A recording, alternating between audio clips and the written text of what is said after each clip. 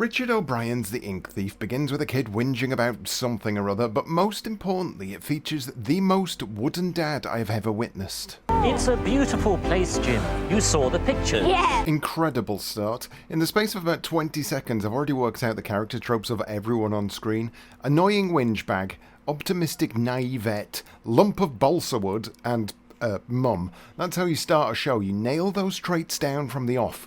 The family board a plane and we're treated to some incredible real-life footage of an actual plane, coupled with an interior that tells me they're not quite taking this thing very seriously at all. I don't see one good thing about it from a scientific point of view. We have to work there for a while. These guys are all travelling to a place called Leaf, and outside an attack from a cartoon character and a nosedive into the earth, everything goes very smoothly. Please stay in your seats until the airport has come to a complete stop.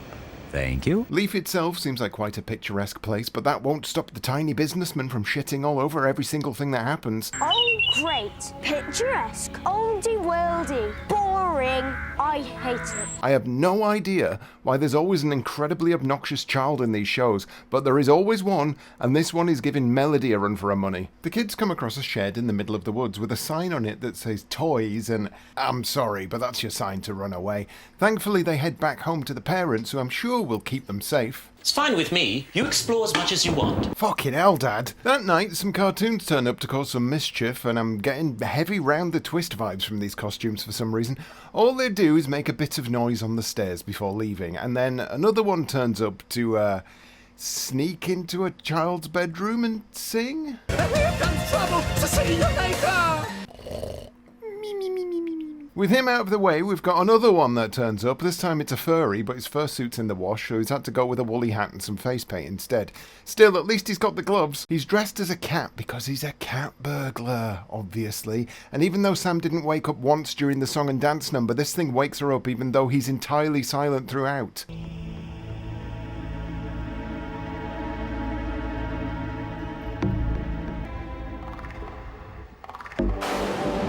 You have to wonder why he bothered to climb through the window if you can just walk through solid objects, but whatever. She tells her brother about it, and his response is this. Sam, you had a dream. You're a very weird person. Solid rebuttal. Well, Mr. Rational, was I right, or was I right, or was I right, or was I wrong? The kids decide it's definitely safe to chase the thief down without telling their parents where they're going. They follow him inside the shed, and not even a literal skull and crossbones puts them off. Which is good for us, because Richard O'Brien's turned up. He's some sort of ink vampire, and the cat is his stooge. He takes bugs and images, and he puts them in a machine, and he gets ink juice out of it. It's fine, that makes sense. Shut up, go along with it.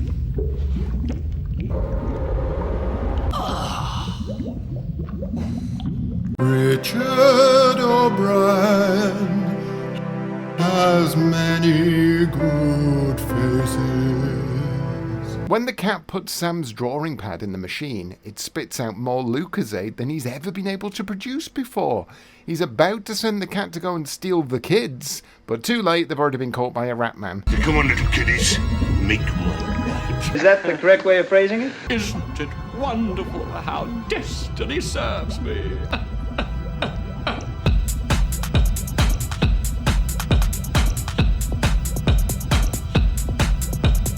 Hello, kiddies, here's your future. You scratch my back and I'll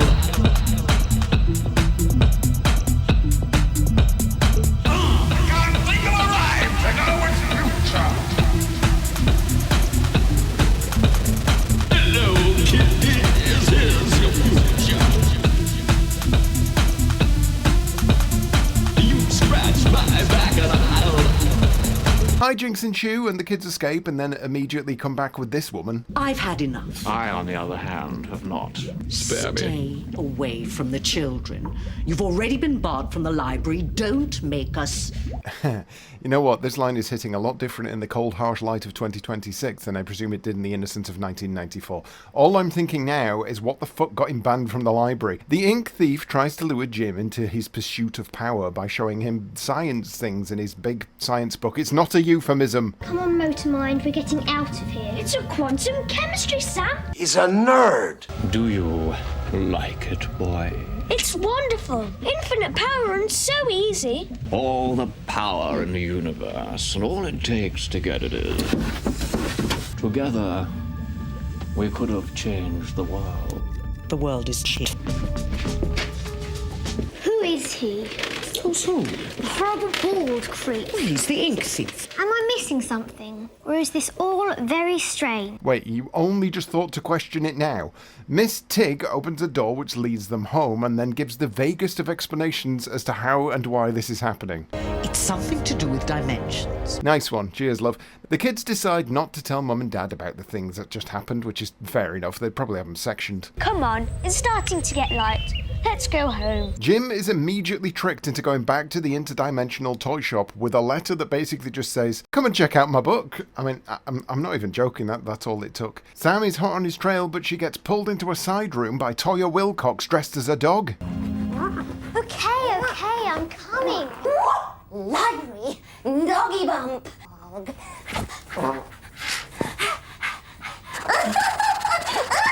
I have already had enough of Toyah Willcox dressed as a dog. That didn't take long at all, but surprisingly longer than I expected. Toyah leads Sam to Ms. Tiggle, who explains that her brother is in trouble, and there's a good outcome or a bad outcome for him, depending on what happens going forward, which, well, yeah, isn't that the same for literally everyone all the time? A load of other guys turn up. They're called Bumps, and they're apparently the personification of imagination. Miss Tig is talking about how horrible the ink thief is, and that immediately sets off another song.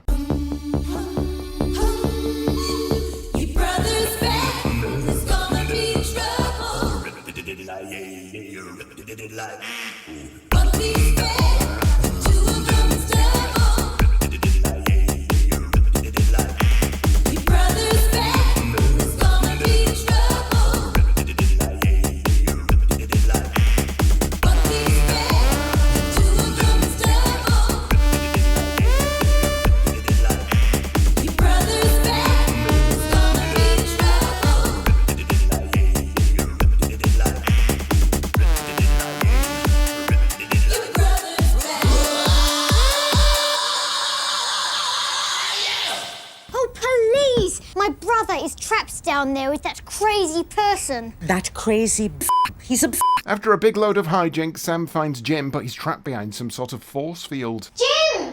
Don't you hear me? Jim, you've got to get out of there! Jim! I can't get through to you! Jim! Alright, we get it. I can't get through, Miss T. He's right there and I can't get to him. I know. It's something to do with dimensions. Okay, if this is going to be the explanation for literally everything that happens, I'm all for it. And if you're wondering why the ink thief is even doing all of this... I will become something. Perfect. No notes.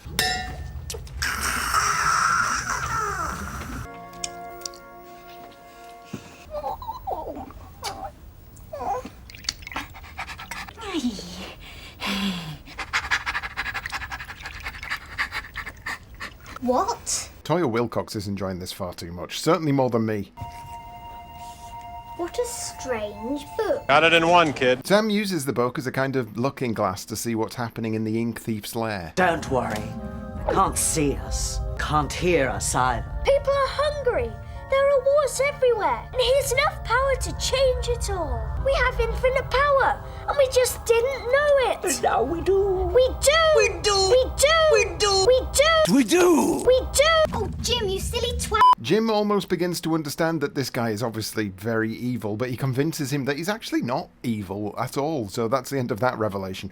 Richard O'Brien shares his big pot of power with everyone, but Catboy doesn't get any, and Ratman tells him, don't be angry about it, do something about it instead. It's all getting very Game of Thrones, isn't it? I think. I've never watched it. Only this time, instead of a multi-million-pound budget, we've got a £300 budget. Catboy's revenge is a simple one. He seems to be trying to punch Jim in the back of the head, but he keeps missing. I say keep going with that. I'd like to see the results. The librarian, meanwhile, is dropping fat lore on our chops. He's not really evil.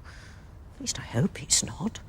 I'd have to get rid of him if he was evil. Well, sort of. She needs the help of magic power to do that properly, so time to delve into another book. See, this isn't the ink thief that we're currently dealing with. This was the original ink thief who was actually good. He He stole literal ink, like right off the end of a quill and all that. However, as he was a good guy, what he'd do is process the ink into superpower and give it back to people. I think, that's it. I think, therefore I am. So, how did we get the evil ink thief?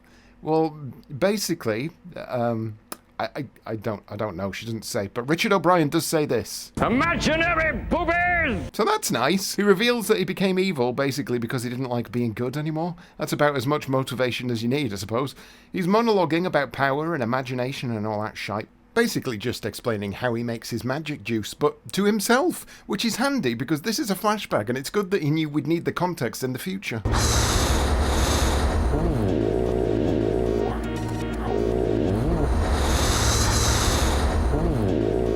Ambrosia. You've got to hand it to him, he knows how to wax a good ham. I do feel that we, as humans, missed out by not casting him as Nosferatu at some point. I could just imagine Nosferatu creeping up those stairs before revealing a fluorescent codpiece followed by a 2-hour glam rock number.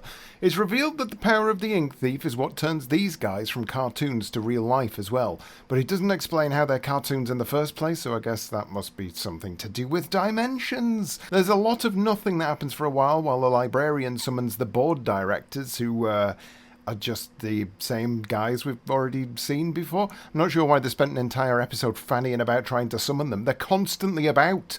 Meanwhile, the ink thief is getting hammered on his own juice. I'm endeavouring. I'm working on it. That should be plenty. Do you think Richard O'Brien was just using this as an excuse to get sloshed on set, or what? Regardless, the cat hasn't attempted to get his own back on the boy for a bit. What's he up to? Yeah, maybe don't do that. Jim has created the equivalent of special brew, and it's given Richard O'Brien the power to electrocute a cat. Just like actual special brew probably does. Cheese? Of course! I'm sorry, what's happening now? I found that there was actually an interdimensional galaxy in which cheese is elemental. Fucking cheese? How did we get onto this? I'm awfully sorry, dear boy, but I'm not quite with you. You and me both, mate. The good guys all go and find something called the apocalyptic spiral, which is apparently the only way to resolve all the, stuff that's happening. They need to find the 4 horsemen of the apocalypse: earth, water, cheese, and air. No, I'm not making that up. That is a thing that has now decided to happen. I know it's not a very scientific thing to say, but, well, they're evil. Over with the ink thief, Jim is convinced that everyone good is actually evil because he's as thick as pig shit, and then he drops a right clanger. That a necessary evil, if the 4 bumps should ever get together again. I suppose so. I guess it's a bit like atomic weapons. Tell me about atomic weapons. It's pretty obvious if someone is this interested in atomic weapons, they're probably not on the force of good, lad. Sort your head out. Catalyst. Bootleg bump alley cat. Always found in the wrong place at the wrong time. That should be easy enough. No one ever gets the 4 bumps back together because no one ever bothers about the catalyst.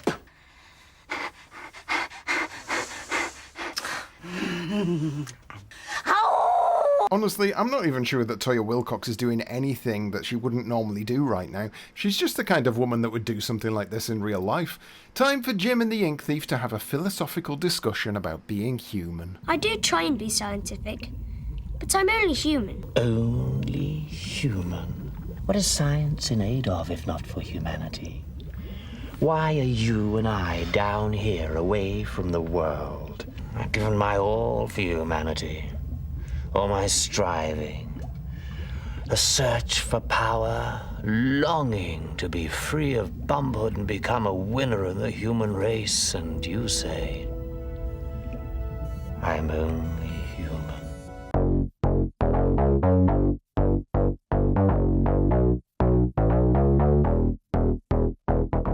I am not what I should be.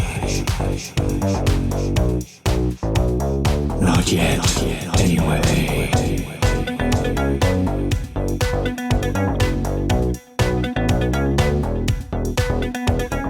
This eyes are I find a way. I'm waiting for the day when I can say I'm only human.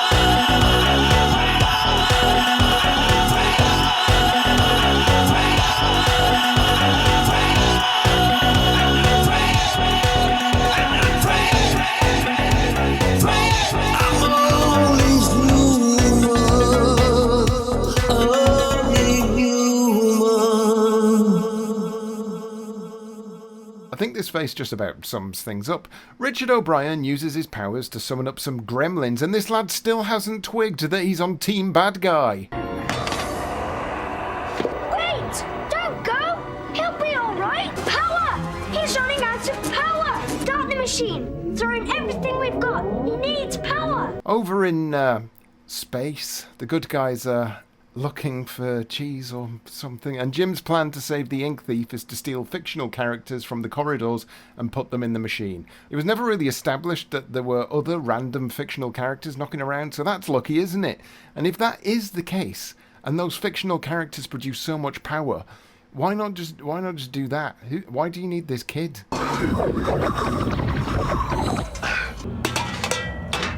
What's this? The machine spitted him out. I set it to leave him a little power. He's just hibernating. Okay, well, now that I've said it, the ink thief has realised that this is actually what they should have been doing in the first place, and once again, Jim sees no issue with this whatsoever. There must be enough power in the oob to make me a man. Defeat the 4 bumps of the apocalypse. Give mankind a chance to make a perfect world. Yes, and that too. Is he ever actually going to put 2 and 2 together? I started this whole video off by calling the girl the naive optimist, but blow me down, it was actually this kid all along. He's literally willing to wipe out an entire population to feed one man's power fantasy, because he's definitely sure this guy's probably fine. This man, the man who wears fingerless gloves, has the complexion of Dracula's butt flaps, and talks about nothing but having loads and loads of power. The man's got a big fucking cape! Anyway, Sam and the librarian and this dickhead have finally landed on Cheese Island, or wherever the hell they were headed. Though ending your episode when it looks like someone has fallen to their death is certainly a way to go about things. These next scenes all look like the worst kind of FMV point and click, but I guess they already spent all the budget on face paint, so this is what we're stuck with. At least we've got some low-level Who Framed Roger Rabbit-style nonsense to compensate. We apologise for the bumpy flight. Hey, cat, and another one. You have done wonders. There seems to be no limit to my powers since you made me drink that page from the book. It's still not enough to keep you like this and make you real before the ink timer runs out. But wait, you've given him more power than he ever had before, so how the hell has he managed to sustain himself for this long previously? Never mind, probably something to do with dimensions. The ink thief has a plan. He creates a big fart, and then he turns it into a shark for, I don't know why he did that. I think he was just showing off.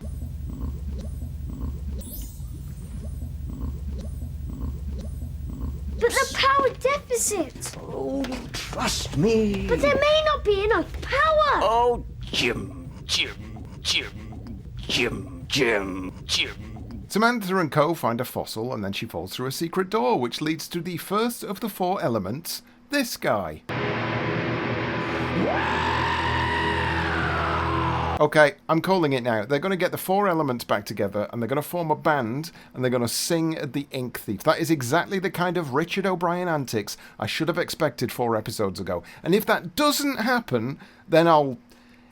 You know what? I don't even need to think of anything, because it's definitely going to happen. An earthquake puts paid to that nonsense, and it's caused by none other than Super Saiyan O'Brien.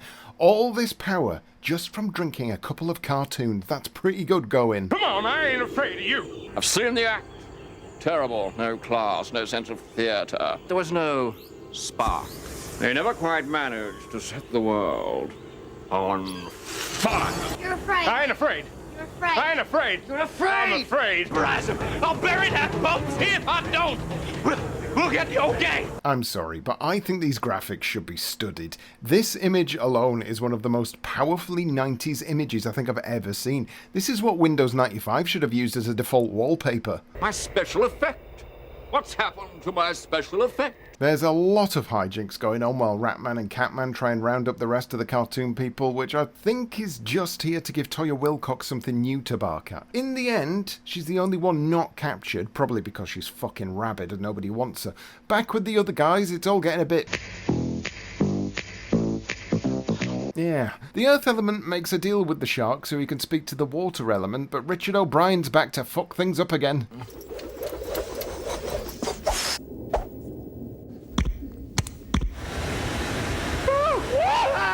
I'm not 100% sure what the conclusion of that event even was, because now these two are back at home eating masses and masses of cheese. Is there some sort of cheese-based subtext that I've been missing this entire time? Because I have no idea why cheese suddenly became a very important part of the story 70% of the way in. And, here's Cheese World. It just gets better and better, doesn't it? The good guys are struggling to find the element of cheese, but thankfully she makes herself known by, spraying her creamy cheese in someone's face. Clearly the best way to announce yourself. They get into a big cheese fight, which leads to possibly the best sentence that has ever been written for any show, said with the utmost sincerity. No way she's throwing the sharp cheese! Fucking 10 out of 10. Oh, Miss Diggle, come back, Miss Diggle, because he's practically got all of the bumps in the whole of the ooh. Who's got all the bumps? Jesus Christ, have you not been following your own story? I mean, granted, it's a weird one, but the main plot line is fairly straightforward.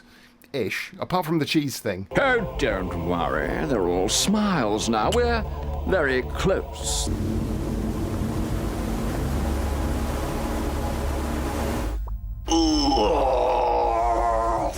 Reverend Nugget. Actually, you know what? I take it back. This show doesn't make an awful lot of sense at all. Willcox gets captured, and with 3 of the elements in place, Sam and the librarian are off to get the last one. Air. The rest of them have returned to discover that everyone else has been captured. If they find you, what are we going to do? Come on, Snoop, stop being such a drip.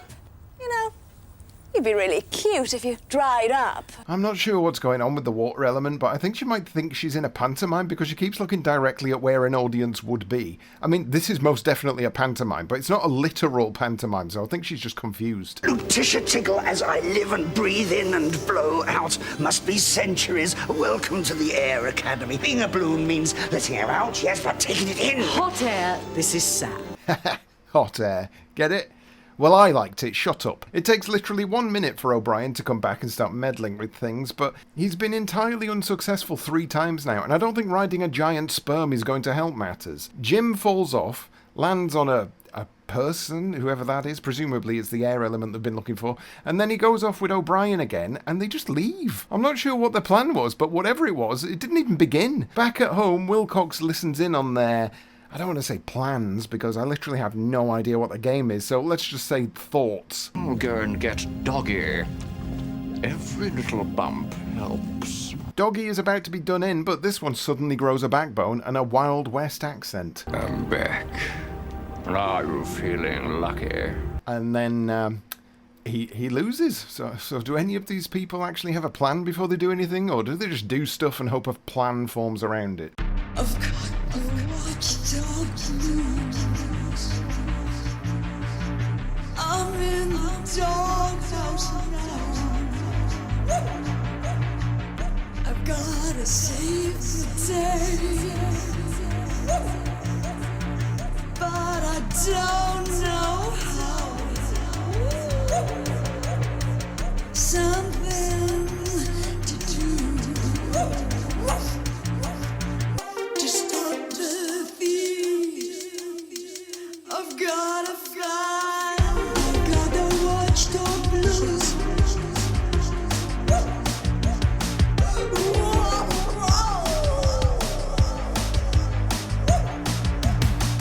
A good dog would do something. A good dog would do. A good dog would do something. A good dog would be brave. A good dog would know just how to behave.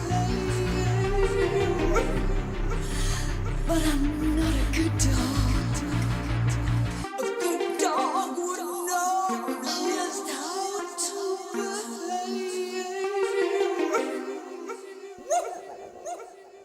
Because this is this show, the books start talking to her for some reason. I'm starting to lose track of my own sanity at this point, let alone this show. I feel as pished as Richard O'Brien. The final episode then, the guys are off to find the catalyst, which is apparently something they need so that the 4 elements will actually do something useful. Unfortunately, they just didn't find it, but they did manage to lose the air element to Catman while they were off exploring. Weird. I'm with you. The good guys turn up while Air is about to get turned into Richard O'Brien's favourite new tipple, but the librarian realises something just in the nick of time. That's it. That's him. It's he. he's the catalyst. Of course! This kind of logic works because the rest of the logic up to this point has roughly followed the same course.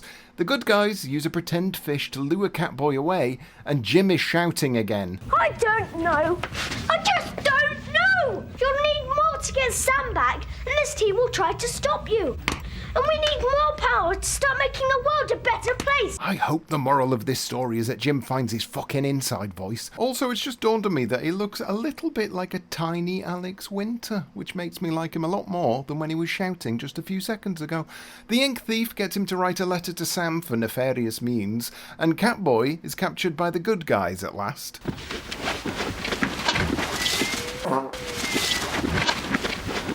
Hiya, Pussycat. Would you like some milk? Catboy is now on side, which didn't really take much. Toyah Willcox isn't happy about that, though.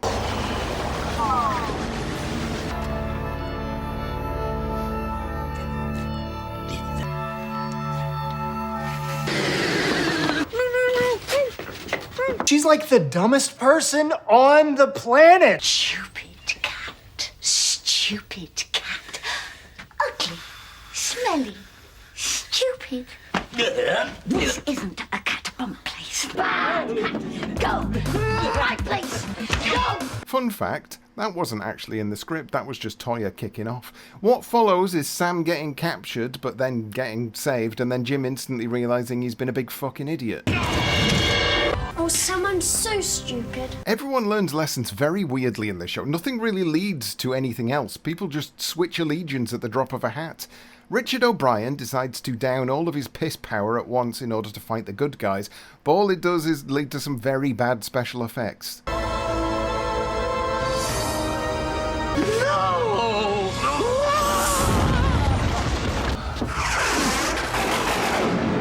Why does the water element have the power of lightning? I'm melting. And I'll come for you. Oh, is that it? Wait, hold on. What was the point in the cat? Or the earth and cheese elements? He just got melted by a lone soldier. Also, there was no fucking Richard O'Brien rock opera ending that destroyed him.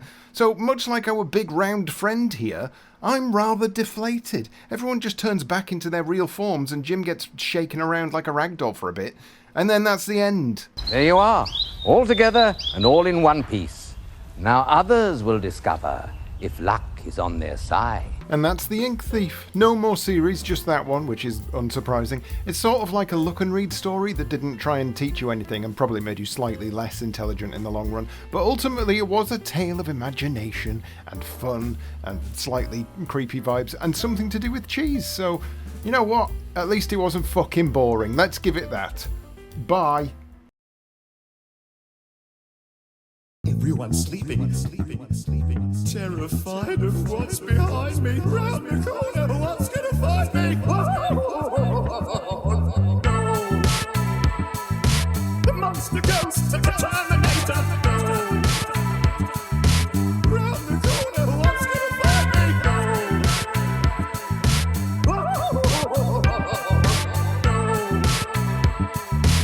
We've got trouble to see you later. Water, cheese, lair. You're playing around with fire. Robots, yeah, robots. Robots of the apocalypse. Robots, yeah, robots. Robots of the apocalypse.